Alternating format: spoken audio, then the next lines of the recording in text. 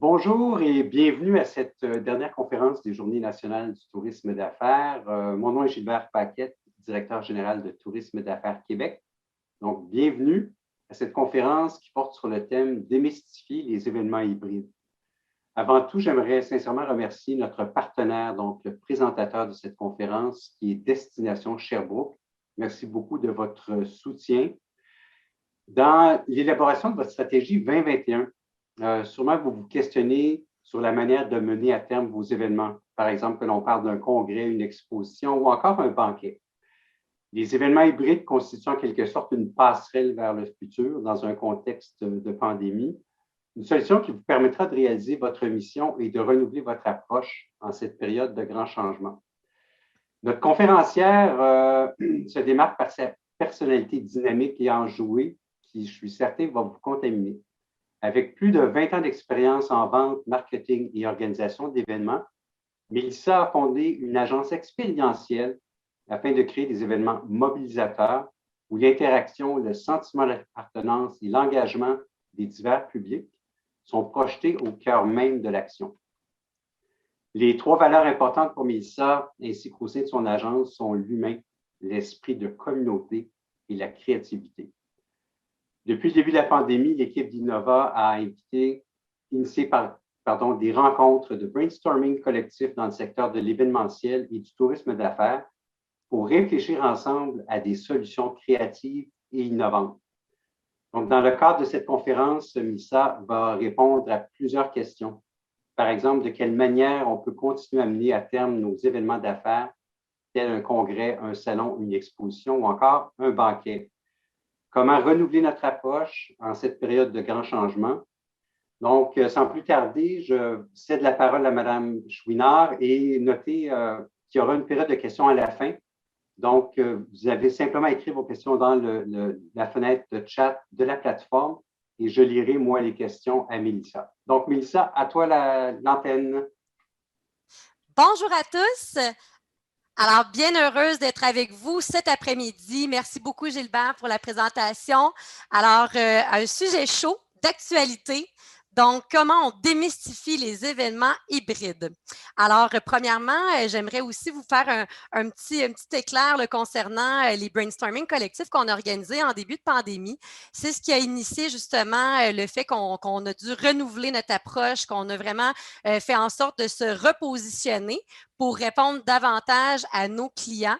Donc, c'est ce qui fait que, dans le fond, on a dû justement solutionner différemment l'événementiel pour pouvoir livrer des concepts et s'adapter à la situation actuelle. Puis en même temps, bien, ça l'a fait en sorte qu'on a comme redessiné, si on veut, l'ère de l'événementiel parce que ça l'a fait quand même des changements qui peuvent être intéressants pour le futur. Alors, bien, Gilbert m'a très bien présenté, donc je vais surtout m'attarder pour le contenu de la conférence. Donc, on va passer à la prochaine diapo. Alors, premièrement, je tenais à vous dire que tout le contenu de la présentation actuellement que je vais vous présenter, ne vous inquiétez pas, vous allez avoir une présentation PDF qui va être remise à la fin. Donc, pas besoin de vous attarder à plusieurs prises de notes et tout ça. Donc, vous allez pouvoir rester focus sur le contenu que je vais vous présenter. Alors, j'aimerais commencer en ouvrant le bal en vous posant une question. D'ailleurs, il va y avoir plusieurs questions durant la conférence d'aujourd'hui. J'aime ça quand c'est interactif puis qu'on a en même temps des données à pouvoir échanger ensemble. Alors, je vous invite à aller tout de suite dans la description de la conférence, dans le bas de l'écran actuellement où ce que vous me voyez. Il y a une description de ma conférence et quand vous cliquez sur « Suite », vous allez voir dans le bas de la description, il va y avoir comme un lien cliquable qui va vous amener justement à répondre aux différentes questions que je vais vous poser tout au long de la conférence. Alors, j'espère que ça fonctionne. Peut-être faire quelques thumbs up dans le chat pour être sûr qu'on voit que ça fonctionne bien de votre côté. Alors, je vais lancer la première question. Donc, avez-vous organisé durant la dernière année des événements hybrides avec des participants?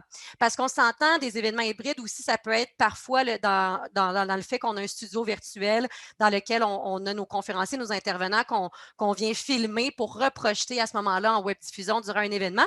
Mais là, je vous parle vraiment d'un événement hybride avec des participants dans la salle et, dans le fond, parallèlement, un événement virtuel avec des événements à distance, avec des participants à distance.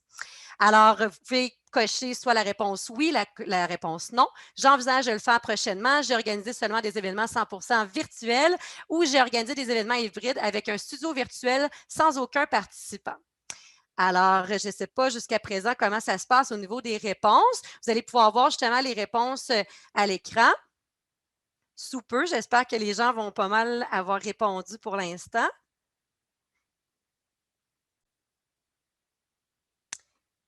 Et moi, je vais juste m'assurer que je vois les réponses. Oups, pardon, on a switché un petit peu trop vite dans les slides.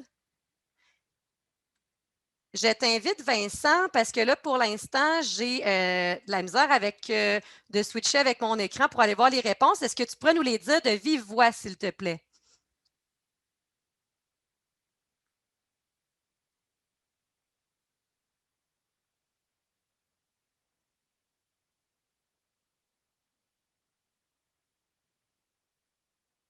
OK, parfait. Donc, il y a quand même, c'est ça, c'est des gens qui envisagent prochainement, quelques-uns quand même non, quand même plusieurs aussi au niveau des événements virtuels, mais très peu quand même avec des studios virtuels. Donc, je m'excuse, je ne les vois pas nécessairement tous les chiffres à l'écran actuellement, mais vous les voyez. Donc, c'est un peu ça qu'on va démystifier aujourd'hui. Donc, il y a quand même des gens qui n'en ont pas fait du tout ou qui envisagent de le faire prochainement. Fait que j'espère que dans le cas de cette conférence, ça va vous permettre de vous donner les outils nécessaires pour le faire. Alors, on va commencer en parlant des étapes à suivre pour bâtir justement un bon plan de réalisation dans le cadre d'un événement hybride. C'est hyper important d'être structuré. Il y a quand même beaucoup de détails importants à penser. Donc, on va commencer par la base. Effectivement, la base, c'est à prime abord de déterminer quel est notre budget. Parce que c'est sûr qu'au départ d'un événement, qu'il soit présentiel, hybride ou virtuel, on est habitué de penser à un certain budget qui est envisagé à ce moment-là pour un événement. C'est sûr que dans le cadre d'un événement hybride, la différence, c'est qu'on a besoin de penser évidemment aux frais rattachés à du soutien technique, à une équipe de tournage si on a besoin de faire des tournages, à la plateforme qui est utilisée. Beaucoup de plateformes, ça peut varier. Il y a des plateformes qui proposent des forfaits de base ou des plateformes qui proposent un prix à l'utilisateur. Donc, ça aussi, c'est à figurer par rapport à votre nombre de participants parce que tout dépendant de ce nombre de participants-là, le prix peut varier et à ce moment-là, ça peut vous aider là, à figurer votre budget pour vraiment faire un budget concret, donc avec votre salle, donc le prix de la salle, pouvoir voir un petit peu les équipements de décoration, les installations dans la salle et en complémentarité, les prix justement concernant la plateforme virtuelle sélectionnée, les différents intervenants en soutien technique que vous allez avoir de besoin. Donc, à ce moment-là, c'est important de vraiment bien là, décortiquer ce fameux budget-là pour pouvoir avoir l'heure juste à savoir de quelle façon que vous allez pouvoir présenter votre événement. Parce qu'évidemment, dans le budget, on peut aller aussi chercher des partenaires, des commanditaires qui vous permettent aussi de soutenir votre événement. Et ça, je vais vous en parler un petit peu plus tard.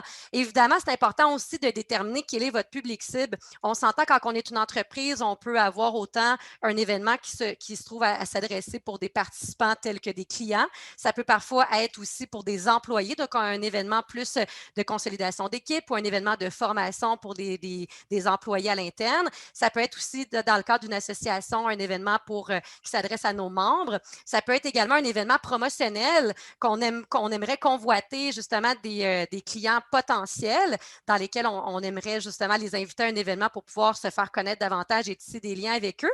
Ça, c'est important de déterminer quel est notre public parce que ça aussi, ça peut faire en sorte de déterminer quel sera notre concept de l'événement, quelles seront les activités qu'on va proposer et quel type de plateforme est adapté aussi pour le genre d'événement. Et là, on va pouvoir en parler davantage dans les prochaines diapos. Évidemment, le concept, donc quel genre d'événement qu'on veut faire. La date, la durée, effectivement, quand c'est un événement de type corporatif ou de tourisme d'affaires, bien souvent, c'est un événement qui a lieu sur semaine. La durée peut parfois être sur plusieurs jours ou parfois juste une journée. Donc, ça aussi, c'est à déterminer. Donc, dans le budget également, puisque autant les frais de salle, les frais des différents prestataires de services, les frais de la plateforme peut avoir des variances tout dépendant de la durée de notre événement. Donc, ça aussi, c'est important de figurer ces aspects-là.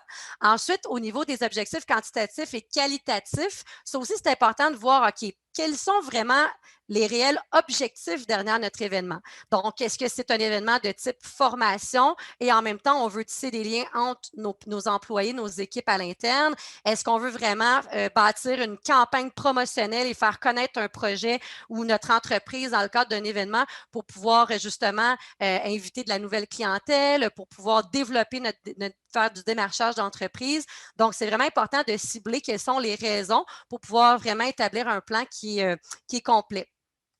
Alors ensuite, qu'est-ce qui est intéressant dans les prochaines étapes? Je vais vous en parler sous peu. On va lancer une prochaine question. Alors, je suis curieuse de vous entendre concernant votre utilisation des plateformes virtuelles et hybrides. Donc, est-ce qu'actuellement, vous avez travaillé avec d'autres plateformes autres que du type Zoom, Microsoft Teams ou Google Meet? Alors, je vous laisse prendre le temps, encore une fois, de répondre. Tantôt, je ne vous avais pas mentionné cet aspect-là, mais effectivement, dans le cadre du lien quiz, ça vous permet d'ouvrir un deuxième furteur sur votre page web.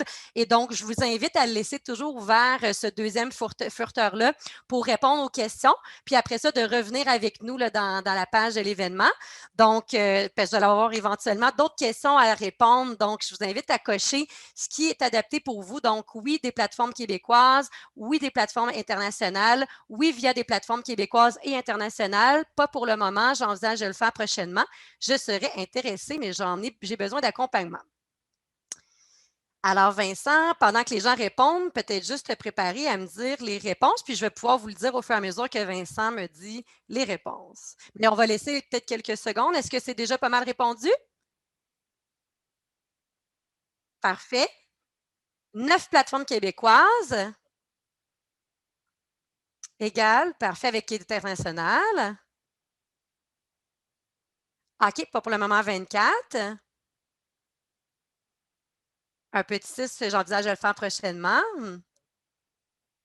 OK, parfait. Bon, ben génial. Donc, on voit quand même qu'il y a un mix de Québécois international, puis quelques-uns pas pour le moment. Donc, ben quand même plusieurs pas pour le moment. Donc, ça va être intéressant aussi de parler de ces aspects-là, donc de différentes plateformes qui existent. Donc, on va creuser sur ce sujet dans la conférence. Alors, pour la suite, quels sont les éléments que je vous pose une deuxième question, donc je vous invite à retourner encore dans votre deuxième furteur pour répondre à cette question qui suit. Alors, quels sont les éléments que vous avez moins appréciés lors de votre expérience avec une plateforme virtuelle autre que Zoom, Microsoft Teams ou Google Meet? Alors, dans les choix de réponse, on a problème de connexion, trop complexe, pas de soutien technique, les participants n'ont pas aimé leur expérience, ne permet pas l'interactivité entre les participants, pas de réseautage possible, individuel ou en groupe entre les participants, les fonctionnalités sont limitées, tarifs trop onéreux, pas de visibilité pour les partenaires et autres. Est-ce que les gens ont pas mal répondu jusqu'à présent? OK, parfait. Fait qu'on vous laisse quelques secondes pour répondre. Ça vous permet de vous creuser un petit peu la tête, à vous rappeler vos expériences antérieures avec les plateformes. C'est intéressant de démystifier ces aspects-là pour voir de quelle manière on peut transposer ces problèmes-là, mais en solution. C'est ça qu'on va surtout regarder aujourd'hui. Alors, est-ce que le compte est pas mal bon, Vincent?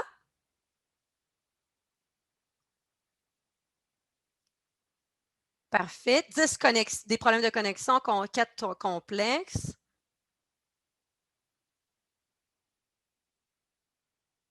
OK. Quand même 5 personnes c'est ça, il y a plusieurs personnes qui ont mentionné que ça ne permet pas beaucoup d'interactivité. Parfait. Parfait. Fonctionnalité limitée dans certains cas. Trop onéreux pour certaines personnes. Puis dans d'autres cas, pas de visibilité partenaire. OK. Parfait. Puis 22 ne s'applique pas vu qu'il y a beaucoup de gens qui n'ont pas nécessairement utilisé d'autres plateformes. Parfait. Donc, je vois que les gros points qui ressortent le plus, c'est fonctionnalité limitée et pas d'interactivité. Fait que c'est un peu ça qu'on va discuter justement dans la prochaine section. Alors, au niveau de l'interactivité, on va en parler dans une diapo à peine. Donc, au niveau justement du choix de plateforme, Quand on parle justement de plateformes qui sont plus interactives que d'autres ou des plateformes qui ont peut-être des fois moins de fonctionnalités, ça peut arriver. C'est pour ça qu'il y a quand même un vaste choix. J'ai vu tantôt qu'il y avait quand même beaucoup de gens dans les réponses qui avaient participé à des événements ou qui ont organisé des événements avec des plateformes québécoises ou des plateformes internationales. C'est sûr qu'il y en a énormément de plateformes, beaucoup plus maintenant au Québec. C'est sûr qu'au début de la pandémie, on dirait qu'au niveau à l'international, il y avait quand même beaucoup d'options qui s'offraient. Puis, on dirait qu'il y a beaucoup de plateformes qui se sont mobilisées davantage pour émettre vraiment des plateformes vraiment intéressantes, pouvoir accompagner justement les entreprises québécoises. Fait que c'est sûr que c'est de déterminer justement les besoins. Comme je parlais tout à l'heure, c'est quels sont nos besoins? OK, moi, je veux permettre aux participants d'échanger entre eux, que ce soit par le biais de tables rondes, par le biais de brand date en bon québécois, pardonnez-moi l'anglicisme, donc de rencontres soit un à un ou des rencontres de réseautage. Mais il y a plusieurs plateformes qui le font. Des fois, on ne les connaît pas nécessairement. Dans le fond, je peux en nommer quelques-unes. C'est sûr qu'il y a des plateformes parfois qui sont spécialisées en maillage intelligent, comme en exemple dans l'événement d'aujourd'hui. Donc, la plateforme qui est utilisée avec Humanise, il y a quand même la possibilité d'avoir une fonctionnalité de manage intelligent. D'autres plateformes le font aussi, comme Perconnex ou autres plateformes permettent justement du maillage ciblé, permettant de pouvoir échanger avec des gens qui rejoignent justement nos objectifs et permettant la prise de rendez-vous. Fait que ça aussi, c'est intéressant. Ce n'est pas toutes les plateformes qui le font, mais certaines plateformes sont vraiment spécialisées dans le maillage. D'autres plateformes sont spécialisées aussi justement dans la possibilité de thématiques, de salles de discussion thématiques dans lesquelles certains participants peuvent proposer des thématiques ou l'organisateur peut proposer des thématiques au préalable pour pouvoir discuter sur des sujets qui rejoignent d'autres participants tels que les sujets qu'on aura participé, qu'on aura proposés. Donc, ça aussi, c'est intéressant. Fait que c'est bien de creuser le genre de plateformes qui peuvent justement répondre à ce type de besoins-là. Au niveau des fournisseurs, ça aussi, c'est intéressant de voir la complémentarité parce qu'effectivement, les plateformes parfois proposent des gabarits très simples et on n'a pas nécessairement l'accompagnement technique ou on n'a pas nécessairement l'accompagnement en web diffusion. Donc, à ce moment-là, c'est intéressant de voir, OK, quels sont les fournisseurs, les collaborateurs avec qui que je peux travailler, que ce soit pour d'une captation vidéo, que ce soit pour du soutien technique, que ce soit pour du contenu qu'on doit personnaliser dans la plateforme. Mais évidemment, il y a beaucoup de gens, mais c'est intéressant de se bâtir justement un cercle qui est solide pour pouvoir nous accompagner dans la plupart de nos événements. Au niveau d'un échéancier, c'est hyper important. C'est sûr que dans un événement, à la base, c'est déjà important de le faire, mais quand on est dans un événement hybride, comme je mentionnais tantôt, il y a beaucoup de détails à penser, autant pour la salle, pour tout ce qui va se passer avec nos participants qui sont sur place, donc le parcours client, qu'est-ce qu'on a envie de faire vivre à nos clients, du même titre que tous les éléments qu'on a à préparer en amont pour les tests techniques, les pratiques générales, tout ce qu'il y a à faire au niveau des guides, des tutoriels à envoyer aux participants au préalable. Donc, c'est des choses à penser. Quand on se fait un échéancier, bien, on s'assure que tout va bien de ce côté-là. Évidemment, d'élaborer des contenus qui sont captivants. Donc, il y a possibilité d'avoir évidemment des conférenciers, des animateurs, de proposer des prestations humoristiques, de la musique. Donc, des éléments qui vont capter justement, qui vont susciter l'intérêt des gens à s'inscrire à l'événement. Et puis, évidemment, de trouver un concept qui est élaboré pour le concept hybride et virtuel. Et on va en parler dans les prochaines diapos. Alors, j'espère que ça va toujours bien de votre côté. C'est sûr que je ne vous entends pas, mais j'espère que ça se passe bien puis que tout se passe bien au niveau du contenu que je vous présente. Alors, aussi au niveau de la stratégie marketing, ça aussi, c'est intéressant parce que aussi, avant un événement, qu'il soit en présentiel, hybride et tout ça, donc c'est important de penser justement à nos contenus parce qu'on s'entend quand c'est hybride, on ne présente pas juste, OK, ça se passe à tel endroit, à telle date, il va se passer telle chose. Là, on le fait dans les deux cas. En exemple, quand c'est un événement hybride, on pourrait dire, il y a en exemple 100 places de disponibles sur place VIP lors de mon événement en présentiel. Et sinon, bien, le reste des inscriptions vont se faire dans le cadre d'un événement virtuel, donc pour la portion virtuelle.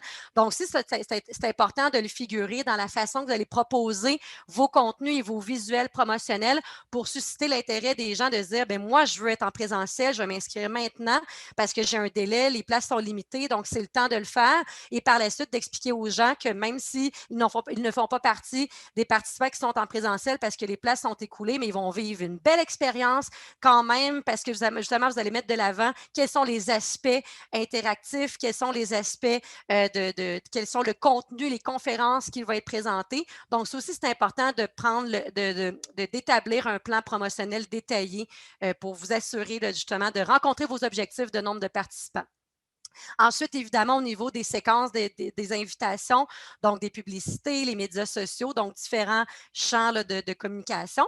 Puis, tantôt, j'avais un petit peu parlé des partenaires, des commanditaires qui peuvent vous aider justement dans le cadre de votre budget d'un événement. Donc, ça aussi, c'est intéressant, puisque quand on est en événementiel hybride, c'est un élément qui est pas nécessairement beaucoup plus important, mais qui est différent.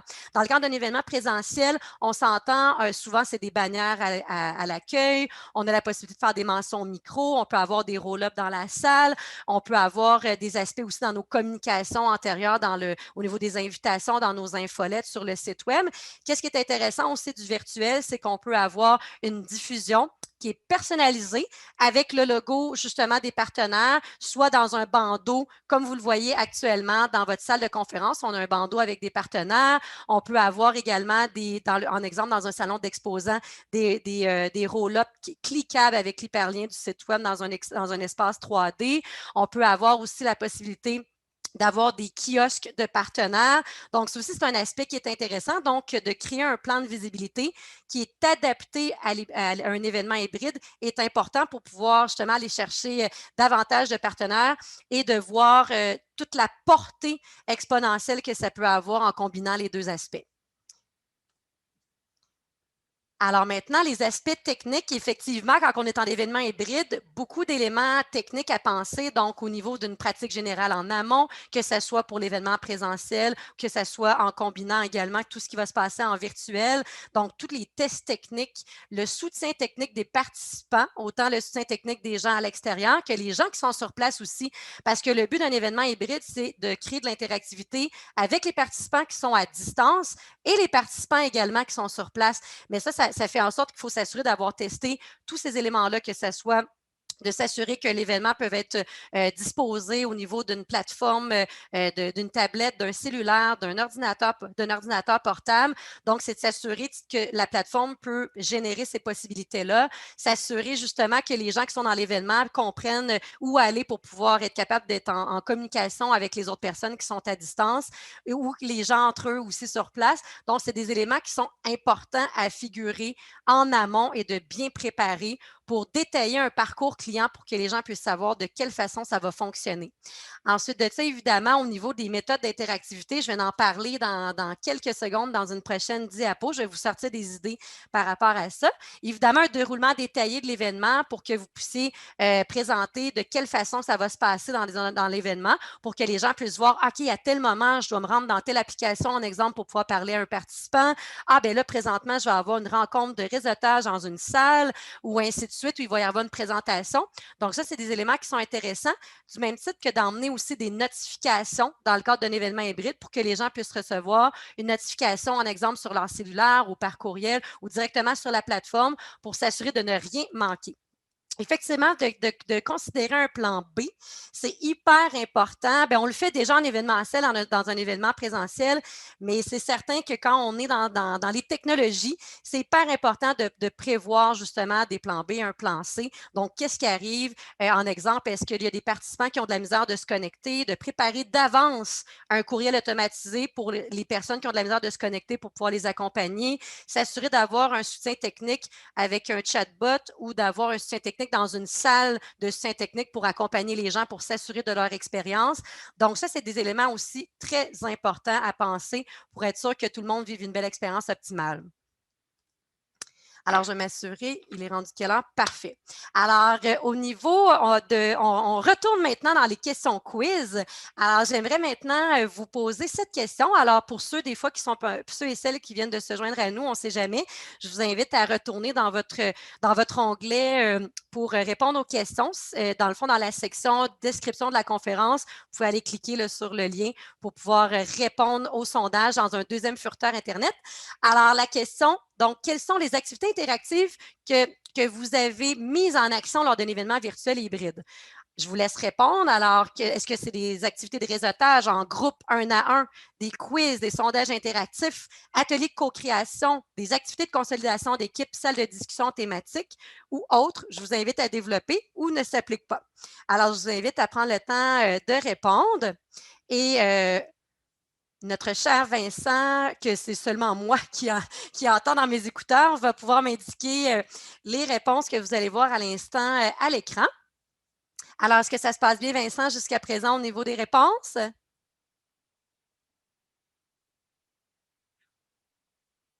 Parfait. On va peut-être attendre encore quelques secondes pour être sûr.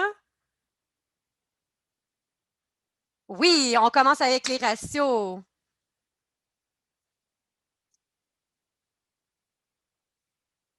Beaucoup de quiz et sondages interactifs. Parfait. Quand même plusieurs aussi dans le réseautage. Parfait. Parfait. Atelier de co-création, quand même plusieurs personnes aussi. Consolidation d'équipe, quand même plusieurs aussi. Parfait.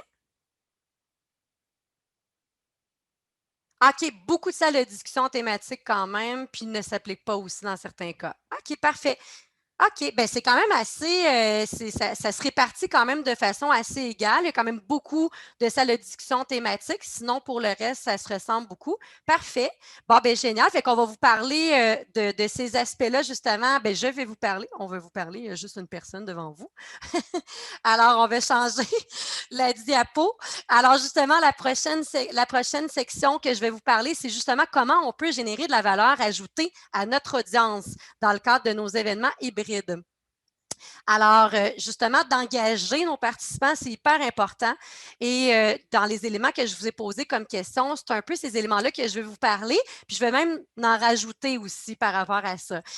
Donc, c'est sûr qu'en événement hybride, on s'entend, on a des gens qui sont sur place, on a des gens qui sont à distance. Donc, c'est sûr que l'interactivité est hyper importante pour pas nécessairement faire en sorte que ça crée comme deux gangs, comme on dit. Donc, c'est pour ça que d'amener cet aspect-là de réseautage, que ce soit par des prises de rendez-vous un à un, par des sujets thématiques, c'est vraiment intéressant de le faire et pas seulement nécessairement juste une portion de l'événement. Tu sais, c'est le fun des fois de tricoter un peu durant notre événement puis de le faire de façon comme de ne pas nécessairement tout fournir le contenu, les conférences back-à-back tout en même temps.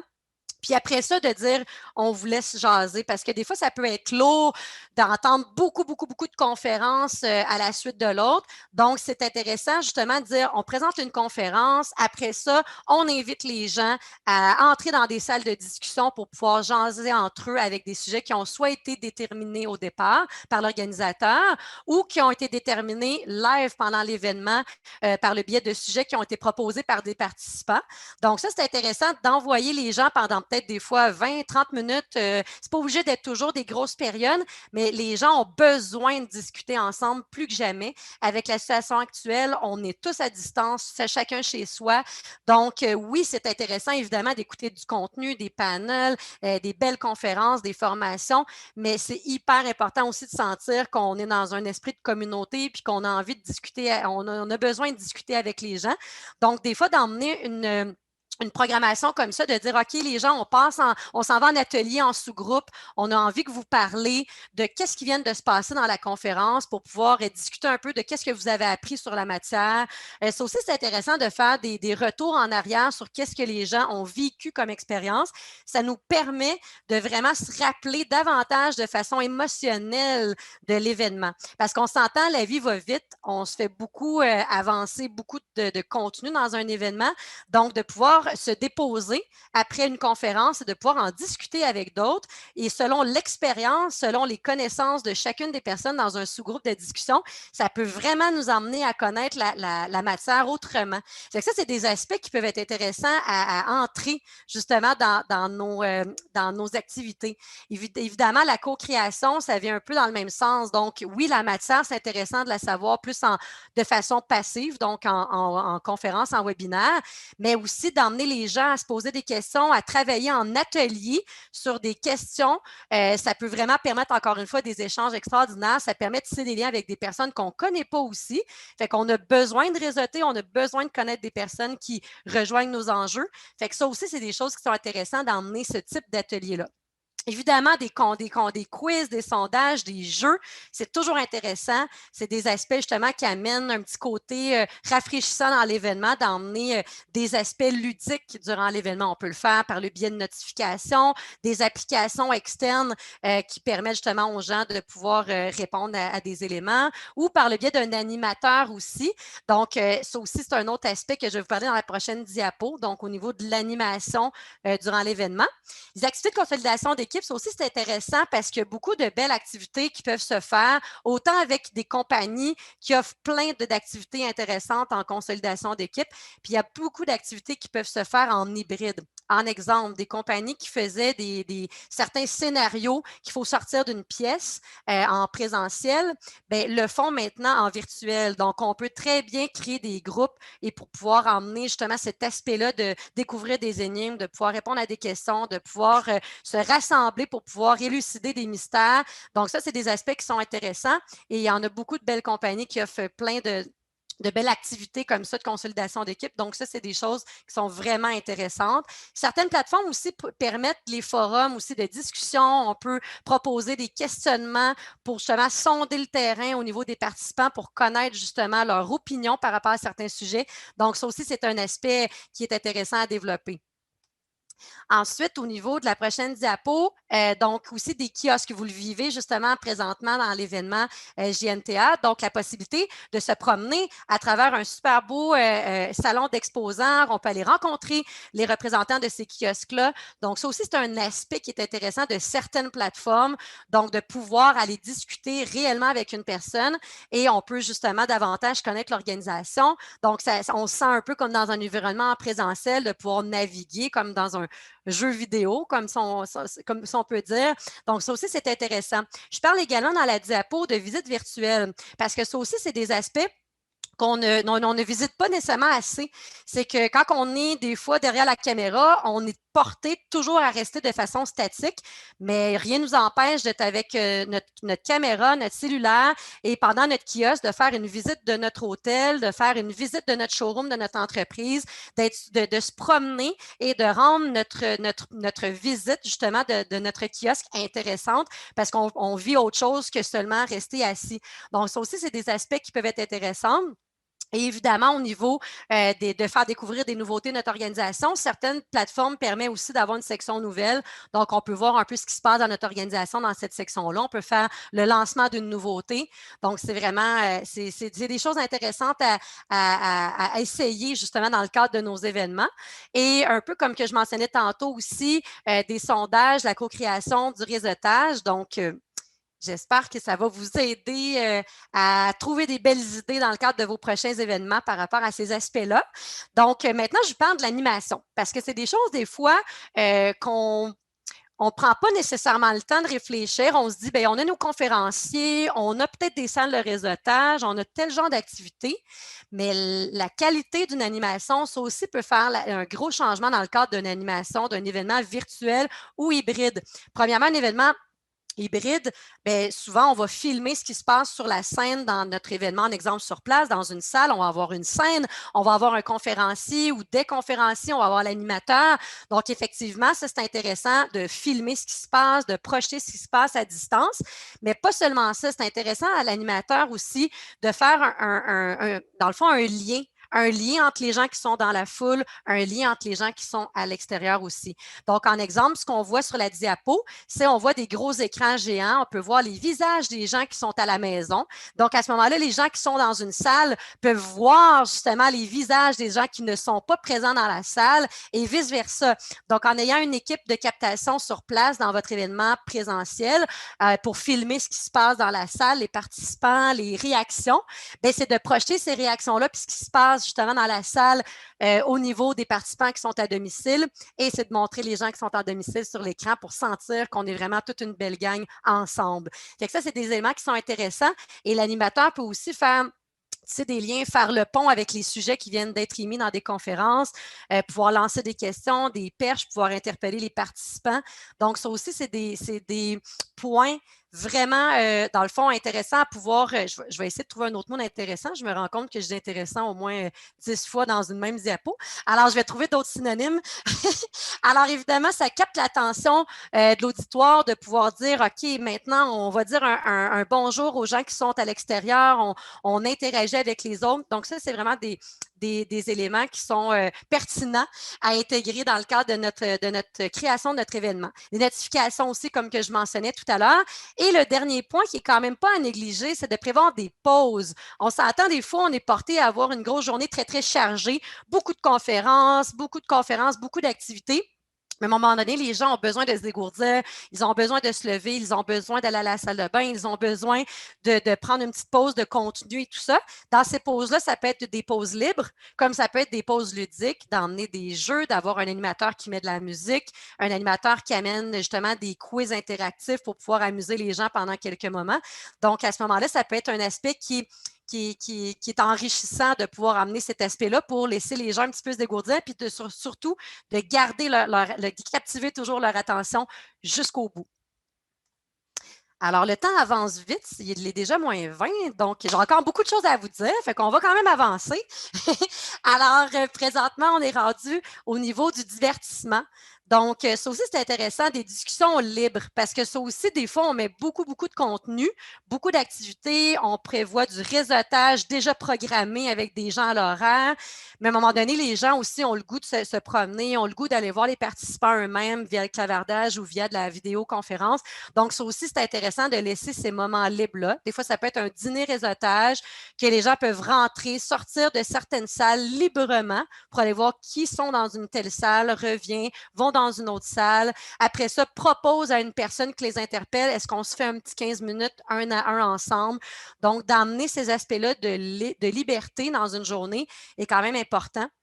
Et évidemment, d'agrémenter parfois l'événement par de la livraison de repas, un peu comme vous vivez aujourd'hui. Il est possible d'aller sur l'onglet justement de la cage au sport, faire livrer un repas. Donc, c'est des choses qui peuvent être intéressantes aussi. Et évidemment, des prestations artistiques, c'est toujours plaisant. Donc, dans le cadre de certains de nos événements, ça peut être intéressant d'inviter un humoriste qui va venir faire un petit stand-up, un petit 15 minutes, un petit 20 minutes, un imitateur. Beaucoup d'artistes vont créer du contenu qui est personnalisé à votre organisation.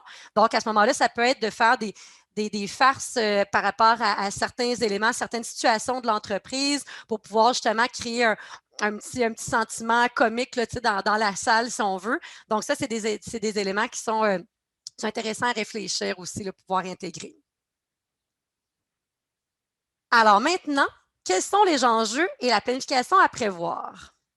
Est-ce que souvent vous faites ça avec le doigt? Qu'est-ce qu'on doit faire? Alors, on est encore dans une belle question que j'aimerais vous poser. Alors, je vous invite à aller dans le deuxième furteur pour aller répondre, comme d'habitude, dans l'hyperlien pour le questionnaire. Alors, avez-vous créé durant la dernière année des collaborations avec des centres de congrès et des salles pour des tournages virtuels? Alors, oui, à quelques reprises, oui, à plusieurs reprises, non, pas pour le moment, ou non, mais je souhaiterais créer ce genre de collaboration-là. Alors, je vous laisse quelques secondes pour répondre, puis je vais demander à notre cher Vincent de me dire les réponses à l'oreille. Parfait. On va attendre un petit peu. Parfait. Donc, Vincent me dit que pour l'instant, dans les réponses qui entrent, la majorité des gens, c'est non, pas pour le moment. Fait qu'on va espérer vous avoir inspiré aujourd'hui pour pouvoir peut-être vouloir travailler cet aspect-là, on ne sait jamais. OK, seulement 2 personnes à plusieurs reprises, sinon pour la plupart, pas pour le moment. Bien, c'est correct aussi, là, il n'y a pas de problème. Justement, je voulais un petit peu voir, tenter le pouls avec vous, quel était cet aspect-là au niveau de votre expérience. C'est certain que des aspects qui sont intéressants que je vais vous parler justement dans les prochaines diapos. Avant tout, j'aimerais vous poser une autre question à ce sujet-là. Donc, quel est le nombre approximatif de participants dans vos événements habituels?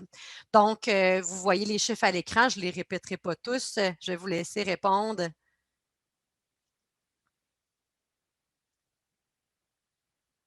Est-ce que ça commence à rentrer, Vincent? Parfait, tranquillement, pas vite. Super.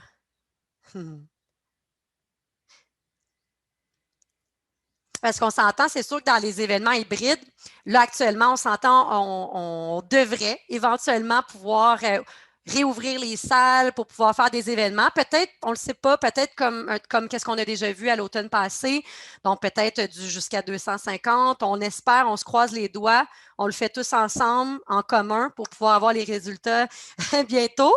Alors, est-ce que Vincent, on a eu les résultats jusqu'à présent?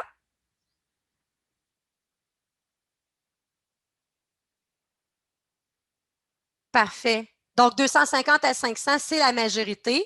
Donc, ce qui est intéressant, c'est que justement, dans un avenir rapproché, le déconfinement va se faire au fur et à mesure et effectivement, le nombre de personnes ne sera pas 500 tout d'un coup.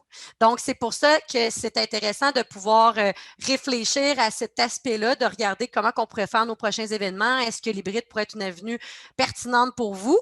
Parce que si on est plus dans le 200-500, on risque d'être dans peut-être la moitié de ça qu'on va pouvoir faire des événements présentiels éventuellement. Donc, ça donne quand même ça donne un bon indicateur par rapport à ces réponses-là. Donc, maintenant, on est rendu à la planification en amont de l'événement. Donc, c'est sûr qu'au niveau de la participation, ça prend un système d'inscription qui est adapté parce qu'on s'entend quand on est en événement hybride, comme on l'a dit tantôt, bien, parfois, il va y avoir peut-être justement 200 personnes de disponibles pour la portion présentielle et peut-être un autre 200 que ça va être la portion virtuelle. Donc, il y a plusieurs belles plateformes de billetterie qui existent. Certaines plateformes virtuelles ont déjà dans leur propre programme d'inscription d'intégrer. D'autres plateformes travaillent avec des API qu'on appelle, là, c'est un terme un peu informatique, qui est connecté directement avec une billetterie pour pouvoir justement interagir rapidement avec des courriels automatisés à envoyer aux participants qui se sont déjà inscrits. Ou sinon, il est toujours possible avec des systèmes de billetterie de venir importer une liste dans la plateforme sans problème. Et évidemment, on a besoin de penser aux différents champs qu'on a besoin de faire remplir par ces inscriptions-là. Donc, des fois, c'est de savoir est-ce qu'on a des questions qu'on aimerait leur poser en amont pour le maillage intelligent. Certaines plateformes proposent des filtres aussi pour pouvoir déterminer si certaines personnes rejoignent nos objectifs communs. Donc, à ce moment-là, il faut vraiment prendre le temps de penser à quelles seront les questions qu'on va poser au moment de l'inscription pour s'assurer d'avoir les informations nécessaires pour pouvoir créer l'événement. Donc, ça, c'est un des aspects. Évidemment, la plupart des plateformes virtuelles, quand on est en hybride, a besoin d'avoir de la personnalisation qui est créée avec vous. Donc, en exemple, des visuels qui sont personnalisés, des textes qui sont personnalisés qu'on va inclure dans la plateforme. Puis la même chose pour un événement présentiel. On a quand même besoin sur place d'avoir aussi de la décoration, des bannières, des choses qu'on a besoin de penser. Évidemment, la collaboration des fournisseurs, ça, je voulais vous en reparler parce que ça aussi, c'est intéressant. Beaucoup de fournisseurs se sont spécialisés en hybride. Donc, parfois, de lancer des perches avec ces fournisseurs-là, que ce soit pour des plateformes, que ce soit des salles qui ont déjà, il y a beaucoup de salles, des centres de congrès qui ont déjà sur place des studios virtuels. Donc, parfois, pour éviter des fois, ça peut être peut-être une porte d'entrée qui est intéressante parce que des fois, on se dit, OK, là, je dois concevoir un studio, il faut que je contacte une compagnie de captation qui va monter le studio à un endroit. Mais des fois, pour faciliter, ça peut être une solution de dire, OK, quels sont les centres de congrès, quelles sont les salles qui sont déjà prémunies d'un studio virtuel, que j'ai seulement besoin d'être sur place et tous les équipements sont déjà là. Donc, ça peut être des solutions qui peuvent être envisageables, mais sinon, pour la plupart des compagnies en web diffusion ou en audiovisuel proposent très bien des environnements adaptés pour les événements hybrides. C'est de commencer à jaser avec eux, c'est de commencer à voir de quelle façon qu'ils travaillent pour pouvoir vous aider à penser à votre stratégie événementielle pour la prochaine année. Donc, ça aussi, c'est intéressant. Puis au niveau de la collaboration, des fois, on ne pense pas tout le temps à ça, mais de créer des fois des groupes focus avec des collaborateurs, que ça peut être même d'autres organisateurs d'événements dans d'autres entreprises pour pouvoir tenter le pouls. Qu'est-ce que vous faites, vous, dans vos événements? Avec qui vous travaillez? Parce que, tu sais, en parlant justement à d'autres entreprises qui travaillent déjà avec des fournisseurs puis qui ont déjà des belles références de ces fournisseurs-là, ça peut vous aider justement à être plus en confiance parce que vous dites, ah, ben telle entreprise ont déjà organisé tel événement puis ça s'est super bien passé. Donc, ça aussi, c'est des aspects qui sont pertinents et aussi d'établir des groupes focus en amont avec vos clients, avec vos équipes de travail. Ça peut être intéressant de cibler qu'est-ce que toi, tu aimerais vivre comme expérience pendant un événement. Quels sont les éléments que tu as moins aimés dans le cadre d'un événement dans le passé? puis qu'est-ce que nous, on pourrait faire de différent dans nos événements. Fait que des fois, de tâter les pouls, de pouvoir discuter avec nos clients, avec notre équipe de travail, avec des fournisseurs, avec nos membres, si on est une association, ça peut être intéressant de faire un brainstorming de ces idées-là. Donc, effectivement, au niveau des outils technologiques, on en a parlé tout à l'heure. Connectivité de la salle et connectivité des gens à la maison. On s'entend, c'est certain que la connectivité quand on est en événement hybride est hyper important. Donc, ça aussi, c'est important de valider ces aspects-là quand on émet des courriels automatisés à nos participants ou à tous les intervenants qui vont participer à notre événement, s'assurer de leur connexion. Effectivement, en événement hybride, c'est important et c'est de mise de respecter les règles sanitaires en vigueur. C'est certain que ça l'amène aussi certains aspects. Donc, au niveau de la préparation des participants, c'est justement d'envoyer des courriels explicatifs, d'avoir des tutoriels, de pouvoir expliquer clairement de quelle façon qu'on va procéder pour être sûr justement de faire vivre une expérience qui est optimale, pratique générale, comme on a dit tantôt.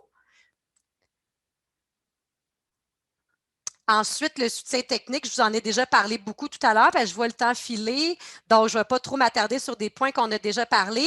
Donc, évidemment, d'avoir une bonne équipe qui est scindée, qui vous accompagne, qui est près de vous, autant en amont de votre événement, pendant l'événement, après, pour être sûr de vous accompagner, d'accompagner les intervenants et justement d'accompagner les participants.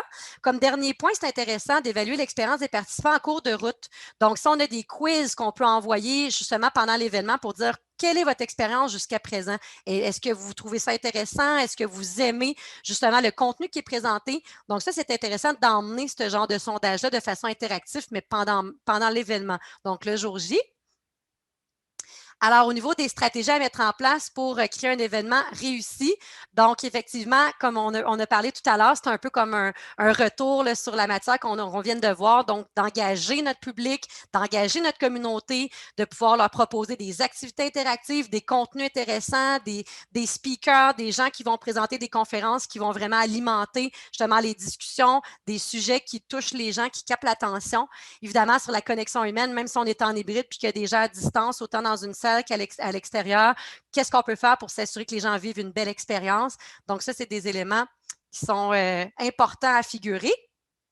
Alors, l'avant-dernière question que je vous pose rapidement, les participants de vos événements sont-ils situés dans plusieurs régions différentes? Donc, je vous invite à aller dans votre deuxième furteur pour pouvoir répondre au questionnaire que je vous pose à l'instant. Alors, dans une région précise, dans plusieurs régions du Québec, au Québec et dans d'autres provinces canadiennes, dans plusieurs régions du Québec et à l'international.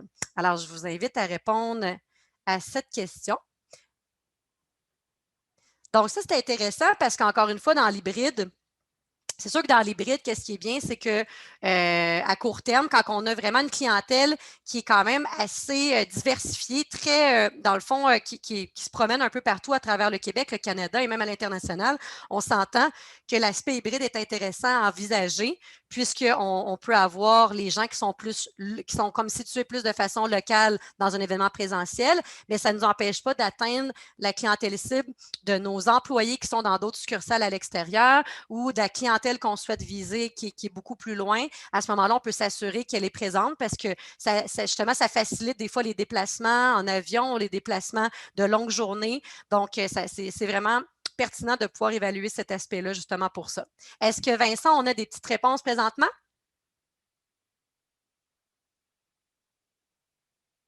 Parfait. Forte majorité, vous vous promenez beaucoup dans les régions du Québec, c'est ça. Parfait. Super. Parfait. Quelques-unes des personnes qui sont dans une région précise. Super. Parfait, quand même quelques personnes à l'international et aux provinces. Génial. Donc, c'est un peu cet aspect-là que je voulais vous mentionner par rapport à l'hybride qui est intéressant. Au niveau de la campagne promotionnelle, on en a déjà parlé beaucoup, fait que je vais quand même la sauter pour pas qu'on déborde trop le temps. De toute façon, vous allez avoir la présentation après. Donc, au niveau du sentiment d'appartenance, c'était pas mal dans les derniers points. On en a déjà beaucoup parlé. On peut emmener même des dégustations, des expériences olfactives, des cadeaux qu'on peut envoyer par la poste au préalable. Il y a même des belles compagnies qui font aussi de la réalité augmentée. Donc, on s'entend de la réalité augmentée. Ça peut être intéressant de faire vivre une expérience, de pouvoir avec une lunette. Il y a des compagnies qui envoient par la poste des lunettes en carton. Donc, on n'a pas besoin de les renvoyer au fournisseur par la suite. On garde l'expérience de réalité augmentée qui va rester après l'événement l'événement, on peut la faire vivre à d'autres personnes. Donc, il y a plusieurs belles idées comme ça. Ça peut être une boîte que les participants doivent construire quelque chose de leurs mains ensemble à distance par le biais justement d'un concept. Donc, ça, c'est des choses qui sont intéressantes à valider, donc de pouvoir faire des recherches pour voir quels sont les fournisseurs qui pourraient faire vivre une expérience optimale aux participants.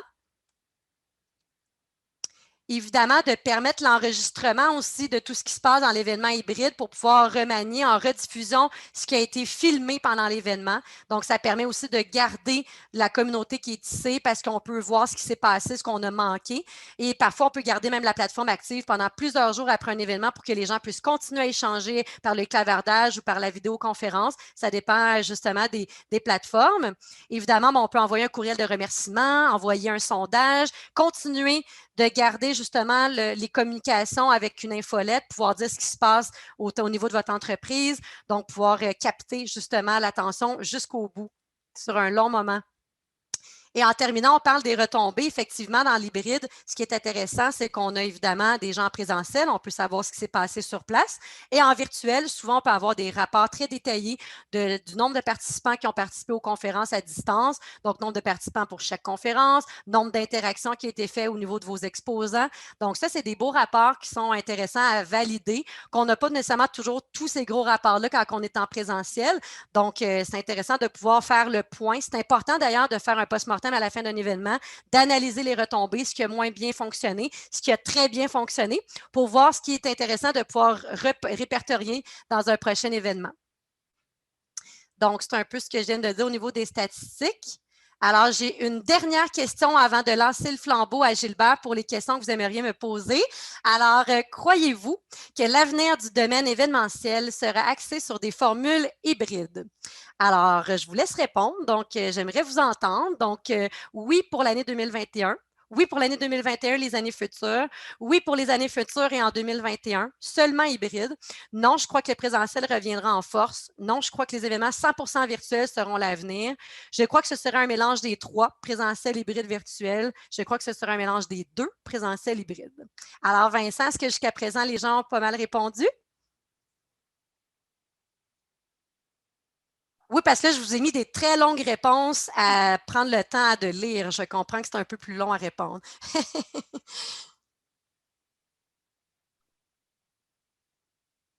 OK, parfait. À date, Vincent semble me dire que vous voyez à l'écran les réponses, que ça semble être pas mal le mélange des trois, donc présentiel, hybride et virtuel.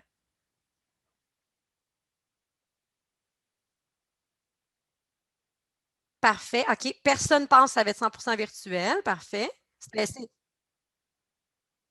OK, génial. Ben, ça s'enligne, c'est sûr, beaucoup pour ça, hein, c'est sûr que dès qu'on va pouvoir être en présentiel, c'est certain qu'on va avoir envie de se revoir. C'est certain qu'on va être ensemble, puis c'est certain que ça va y aller étape par étape, comme on dit. Donc, il va y avoir un peu de présentiel, de l'hybride beaucoup, du virtuel encore, et ça va se moduler.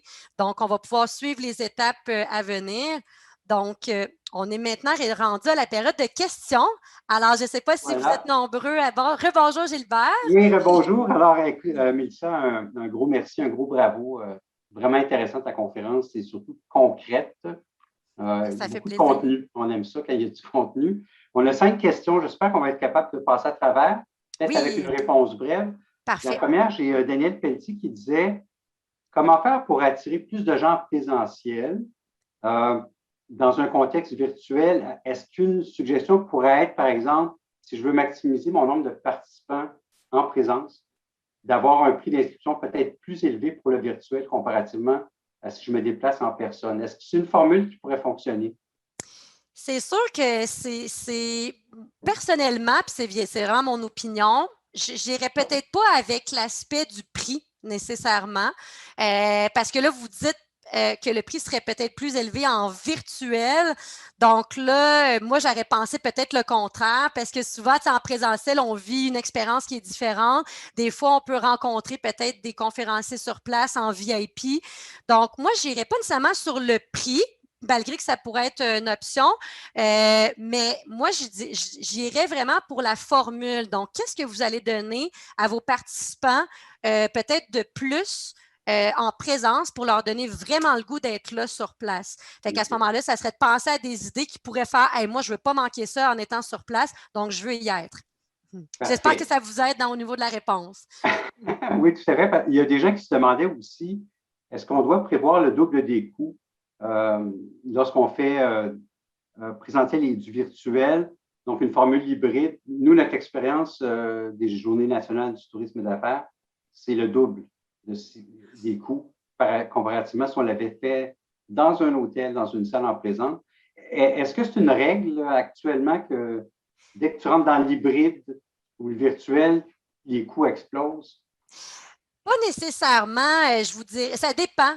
Ça dépend parce que là, dans le cadre pris ici en exemple des Journées nationales du tourisme d'affaires, vous avez un gros salon d'exposants 3D. Il y avait beaucoup d'organisations parce que justement, il y avait tous les exposants s'assuraient d'avoir le matériel nécessaire pour faire la configuration de ce salon 3D-là. Donc, il y avait quand même beaucoup de choses à faire par rapport à ça. C'est sûr que dans le cadre d'un événement, ce n'est pas toujours aussi complexe. Des fois, on est dans un Non. événement qu'on a 3-4 conférences, c'est tout. Donc, à ce moment-là, c'est sûr que dans certains concepts, ce n'est pas nécessairement plus cher parce qu'encore là, ça dépend. Est-ce que votre événement hybride, vous avez la moitié des gens sur place, la moitié en virtuel? Si vous l'auriez fait à 100% virtuel, le nombre complet, vous auriez payé une salle plus grande, vous auriez payé plus de repas sur place. Fait que c'est vraiment, je ne veux pas nécessairement dire que c'est un plus que l'autre, c'est selon le concept, selon la situation. Fait qu'il ne faut pas penser que c'est tout le temps pareil. Il y a beaucoup de facteurs à analyser. Là. C'est pas un copier-coller d'un événement à l'autre, dans le fond. Hein, non, c'est ça. Il y a beaucoup de choses à exact. penser. Quelqu'un nous dit, par exemple, quel est l'intérêt pour un participant de venir en présentiel s'il peut assister à l'événement confortablement à distance? Ah, mais là, ça dépend tellement parce que là, je comprends peut-être cette question-là d'une personne qui s'est habituée. C'est sûr qu'il y a beaucoup de gens qui se sont habitués avec la pandémie. Hein, je n'ai pas besoin de me déplacer. Mais on s'entend, le contact humain, il va toujours rester. Donc, c'est sûr que d'avoir l'opportunité de pouvoir rencontrer des gens sur place, c'est sûr que je pense que ça va dépendre encore là de chaque personne. On est tous des êtres humains différents. On est tous des êtres humains qui vont avoir le goût de peut-être se dépêcher d'aller dans le premier événement virtuel, tandis que d'autres vont vouloir rester à la maison. Fait que c'est pas nécessairement une question d'organisation, c'est plutôt une question de perception de la clientèle que vous allez viser. Mais c'est certain qu'il va toujours en avoir qui vont vouloir être très heureux d'être en présentiel et d'autres vont vouloir rester en virtuel. Fait que c'est de les cibler, ces personnes-là, et de leur proposer une solution qui est adaptée pour leurs besoins. Donc, en événement hybride, c'est ça qui est intéressant. On peut proposer un concept pour les gens qui veulent venir sur place, puis on peut proposer un autre concept en virtuel pour les gens qui sont à distance. D'accord. Une autre question, peut-être dans ton expérience, peut-être c'est applicable ou non.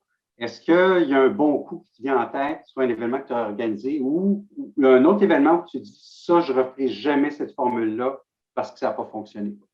Bien, il y a un élément qui me vient en tête. Dans le fond, c'est certain que au niveau quand on fait, mettons, beaucoup de journées de webinaires, de formation, beaucoup de contenu à présenter, c'est sûr que ça prend de l'interaction. C'est sûr que quand on met trop de conférences passives, c'est que les gens sont assis puis ils regardent. À un moment donné, on ne le sait pas à distance. Tu sais, les gens peuvent faire hey, moi, je suis sur mon cellulaire, j'ai fermé ma caméra. Tu sais, en présentiel, là, les gens, ils sont peut-être un peu plus mal à l'aise de faire ça dans le visage du conférencier.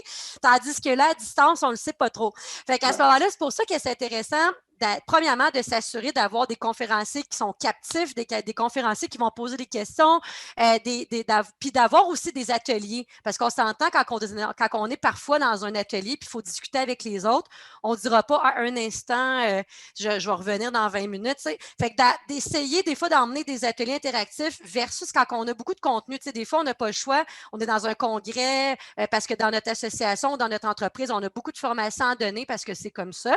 Mais d'essayer d'adapter les speakers, les gens qui vont animer pour faire des conférences, mais aussi des ateliers pour s'assurer que les gens puissent discuter. Comme ça, on va s'assurer qu'ils participent un peu plus à l'événement là, de façon complète. Là. OK, excellent, oui. Donc, ils sont moins passifs et plus oui, plus actifs, dans le fond. participatifs, oui.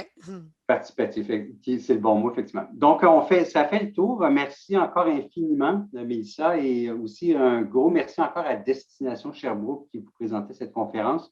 Pour les organisateurs d'événements qui sont avec nous en ce moment, On vous rappelle qu'il vous reste 3 heures pour aller à la rencontre des exposants.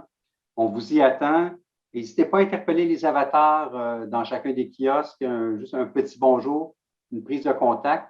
Ça serait bien apprécié. Il ne reste que 3 heures avant la fin de notre événement. Donc là-dessus, bonne visite du hall et à très bientôt. Au revoir tout le monde. Ah.